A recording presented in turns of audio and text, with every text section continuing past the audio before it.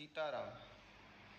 अकबर के मंत्रिमंडल में आपने तानसेन का नाम सुना होगा, जो राग के लिए जाना जाता, अपने संगीत के लिए जाना जाता है। से जब गाता था तो वह गाता ही कुछ ऐसा था कि दीप जलाना नहीं पड़ते थे, दीप अपने आप जल उठते थे।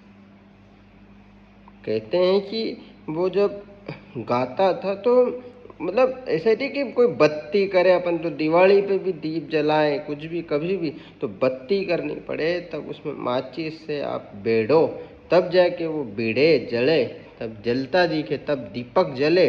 वो गाता ही ऐसा था, उसकी वाणी में, उसके शब्दांशों में, उसके राग में इतनी ताकत होती थी कि जो ईश्वर है वो उससे रीझ जाता था और उस दीप के रूप में अपने आप को प्रज्वलित कर देता था। मतलब ईश्वर खुद सुनने आता था।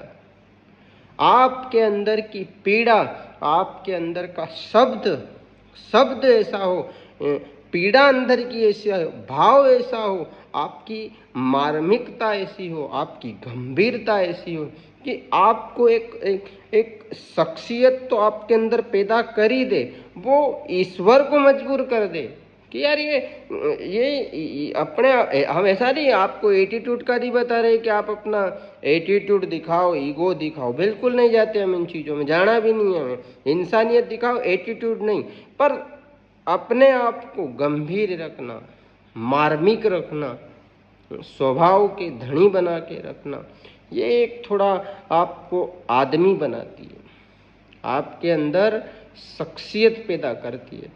आपकी इंग्लिश का शब्द है, हम ज़्यादा नहीं आती, ब्रांड वैल्यू, आपकी वैल्यू बढ़ाता है। मतलब आपका दायरा सीमित नहीं रहने देता, दायरा ऐसे गोले में नहीं चलता, बढ़ता रहता है। उस वाले गोले में, जो गोला बंधा हुआ नहीं है, ऐसे है वो गोला, ऐसे चलता ही रहता। और एक गोले वो होते हैं जो बंधे हुए। तो ऐसा ही आपकी ब्रांड वैल्यू बड़ा सा है, आपका गंभीर रहना, आपके भाव, आपकी वाणी, आपकी सभ्यता। हम आपको ऐसा कोई मनक बनाते नहीं सिखा रहे हैं, हम आपको अकल भी नहीं दे रहे, हमें देना भी नहीं, हम ज्ञान देंगे भी नहीं, आप लोगे भी नहीं, हमें ये भी पता।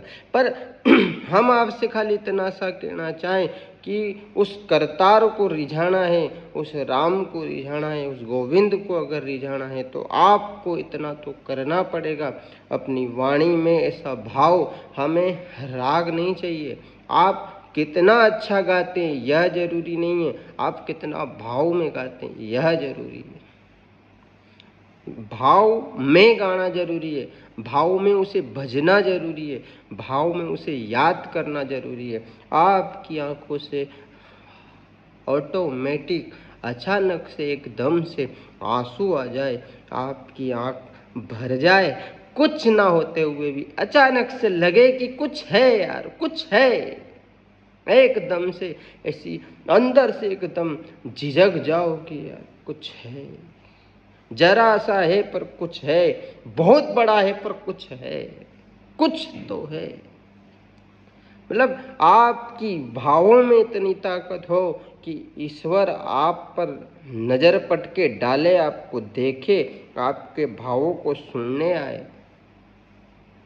तुलसीदास जी जब रामायण का पाठ करते थे, रामायण की कथा करते थे, रामायण पढ़ते थे, उस समय हनुमान जी रोज वहाँ विराजित होते थे। क्यों? तो उनके भाव था, उनकी ताकत थी, उनके शब्दांश थे। जो भी हो, आपके शब्द इतने अच्छे हो, आपके भाव इतने अच्छे हो, आप इतने प्रेमी रहें।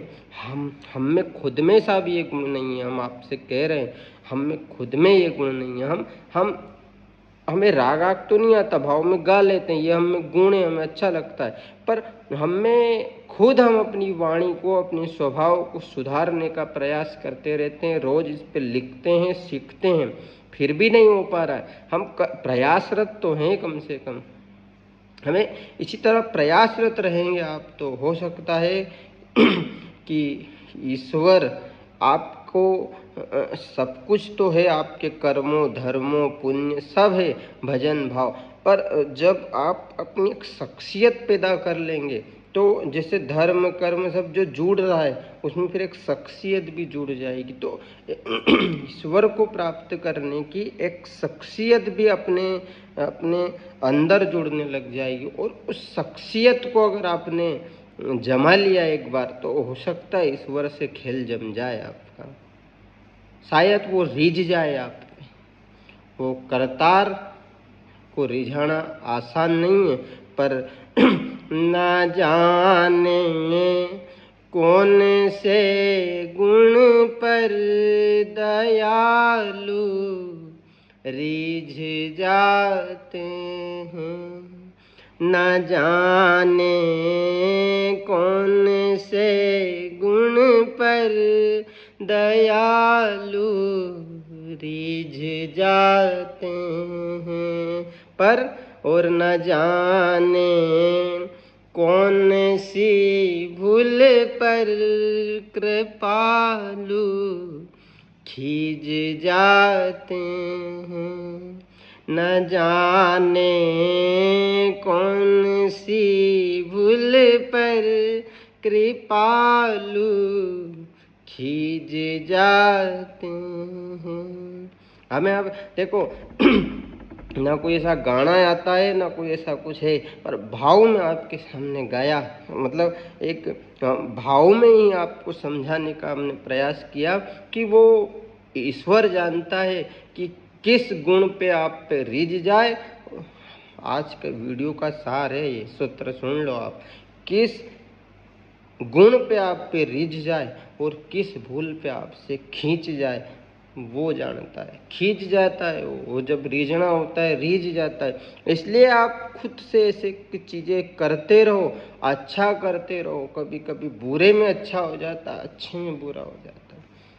बहुत अच्छा लगता है हमें ये, हमें भजन बहुत भाता है, हम गुनगुनाते रहते हैं कि न जाने कौन से गुण पर दयालु रिझ जाते हैं, न जाने कौन से गुण पर दयालु रिझ जाते हैं, और न जाने कौन सी भूल पर कृपालु खींच जाते हैं। आप रिझना और खींचना, ईश्वर को मनाना कि ईश्वर को रूठाना, ये आपके हाथ में है, आपके कर्म के हाथ में है, आपके धर्म के हाथ में है, आपके पुण्य के हाथ में है, आपकी शख्सियत के हाथ में है, आपके स्वभाव के हाथ में है। बहुत दायरा हो सकता है।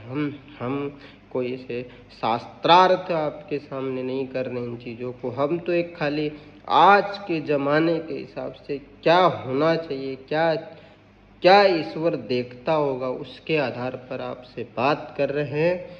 हम ज़्यादा शास्त्र जानते भी नहीं हैं। हम आपसे ये दावा भी नहीं करें कि हम सब कुछ बिल्कुल गांव के अनपढ़ आदमी हैं और ज़्यादा कुछ ऐसा आता नहीं है, बस थोड़ा बहुत पढ़ा है, सुना है, समझा है, उस आधार पे आपसे बात कर लेते हैं। बहुत छोटे आदमी हैं, बहुत छोटे आदमी, आपके चरणों में लोट लगाने लायक आदमी हैं हम। कोई ऐसा वो तो बस उसकी इच्छा हुई, कुछ ऐसा उसने इस शरीर को चुना कि आपको हम कुछ ऐसा बता दें तो यहाँ आए हैं। तो हमारा तो कोई मन भी नहीं था, हम थोड़ी शर्म भी करते थे, और फिर उसकी प्रेरणा मिली तो आ गए हैं। अब आप थोड़ा हमें अगर अपना में भुना लोगे, अपने में गमा लोगे, तो हो सकता है हमारा जो इस वीडियो को चलाने का मकसद हो सकता है पूरा हो जाए। आपको पहले वीडियो में हमने सब कुछ बताया है, अब हम अगले वीडियो में आपसे मिलते हैं। आप खींचने ईश्वर के और रिझने पर ध्यान देना। जय सीताराम।